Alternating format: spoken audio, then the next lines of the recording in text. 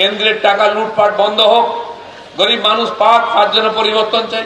আপনার বাড়ি আপনি পান, আপনার শৌচালয় আপনি পান, আপনার রেশন আপনি পান, আপনার লোন আপনি পান, আপনার বাড়ির সামনে রাস্তাঘাট জল হোক, সেই জন্য পরিবর্তন চাই, যাতে কেন্দ্রের টাকা লুট না হয়।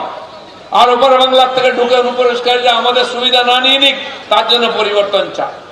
এখানে স্কুলে কলেজে পড়াশোনা হয় না, হসপিটালে ডাক্তার নেই, থানায় পুলিশ নেই, টিচার নেই, স্কুলেতে ছেলে পুলেকে পড়তে যাবে বাইরে, চাকরি করতে যাবে বাইরে, আপনার চিকিৎসা করতে যাবেন বাইরে। তো পশ্চিমবাংলায় কি হচ্ছে? এর পরিবর্তন চাই, তাই আমরা এই পরিবর্তন সভা করছি, তাই এখানে বিজেপির রাজত্ব চাই।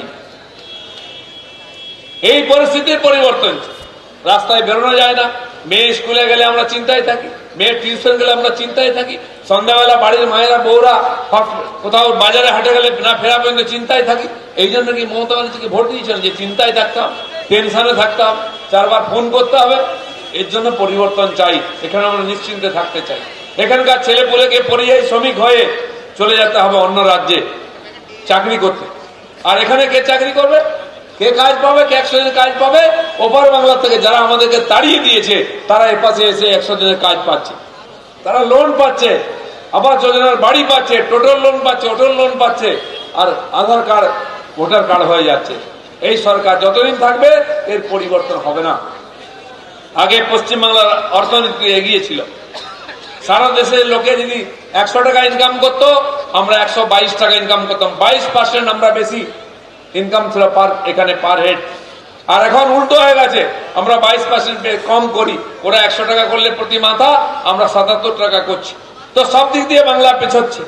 আমরা 1/4 ভাগ দেশকে 25% এখান থেকে যোগদান দিতাম অর্থনীতিতে, এখন উল্টো হয়ে গেছে, 25-এর জায়গায় নেমে নেমে সেটা 10% এসে গেছে। বাংলা সব দিক দিয়ে পিছিয়ে যাচ্ছে, আইন শৃঙ্খলা, চিকিৎসা, শিক্ষা, ইনকাম, সব দিক দিয়ে আমরা পিছিয়ে যাচ্ছি। এই সরকার যতদিন থাকবে লুটপাট, হিংসা এটাই থাকবে, আর পশ্চিমবাংলার মানুষকে কাজের জন্য, পড়াশোনার জন্য, চিকিৎসার জন্য বাইরে যেতে হবে। দিল্লিতে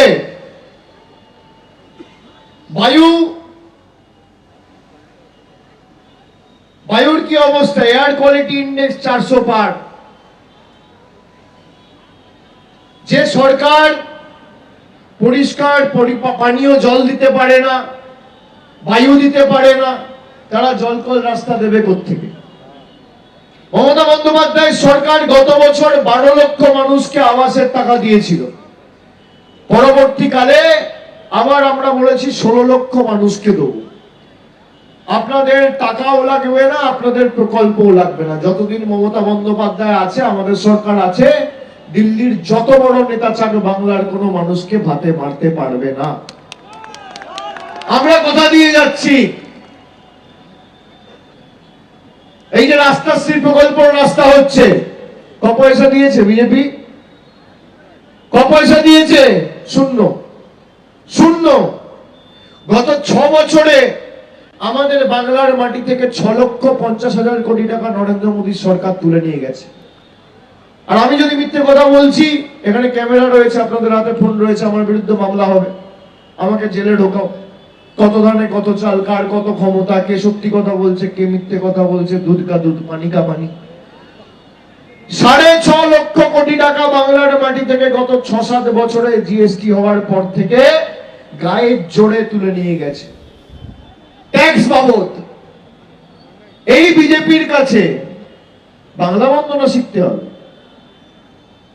যারা বিদ্যাসাগরের মূর্তি ভেঙেছে, এখানকার সাংসদ স্বামী বিবেকানন্দকে বলছে অজ্ঞ বামপন্থী প্রোডাক্ট। এই বিজেপির নেতারা মা দুর্গার বংশ পরিচয় নিয়ে প্রশ্ন তুলেছিল, তারা নাকি হিন্দুত্বের ধারক আর বাহক।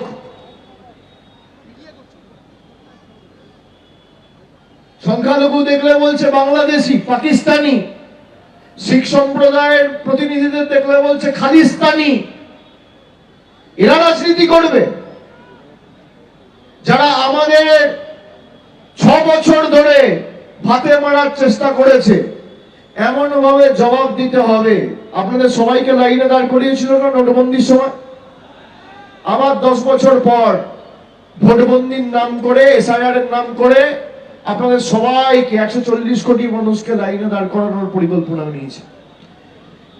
ভোটের সময় যখন লাইনে দাঁড়াবে, ভোটবন্দি নরেন্দ্র মোদী আর বিজেপিকে করতে হবে। জোড়া ফুলের বোতামটা এমন ভাবে টিপবেন পদ্ম ফুল যেন চোখে সর্ষে ফুল দেখে, আর বাংলার মানুষের ক্ষমতা কি সেটা প্রমাণ করতে হবে।